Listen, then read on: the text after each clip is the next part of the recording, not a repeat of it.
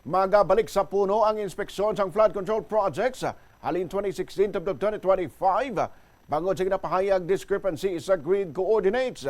Ginpahayag ini ni Department of Public Works and Highways Undersecretary Arthur Bisnar kadungan sang hearing sang Senate Blue Ribbon. Bangod sa laang lokasyon ilan nakatuan, mangin back to zero ang inspeksyon sa opisyal. Sulo kay Bisnar, naka-inspect na ang Armed Forces of the Philippines kagang Philippine National Police sang 10,238 ka flood control projects. Sa sining nga numero, 252 ang nadeklarar nga non-existent o kun ghost. Kinahanglan sa iya nga bisitahon liwat sa mga opisyal ini nga mga proyekto.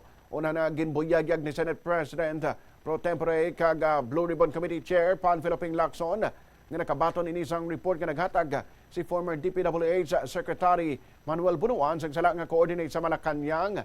Ang sala nga ginhatag ni Bunuan amo naman ang ginbutang sa sumbong sa Pangulo website. Yun po talaga ang magiging sitwasyon natin po. Kasi as of today po, out of the 30,000 flood control projects from 2016 to 2025, out of the 30,000 flood control projects po from 2016 to 2025, ang na-inspect na po ng AFP, PNP is 10,238. Dahil po dito sa development po na to na most likely maling location ang napuntahan nila, then we have to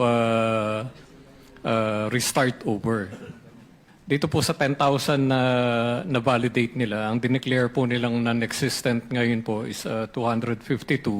So babalikan na naman po natin itong 252 na to or yung mga projects dito na hindi po kasama dyan sa 416.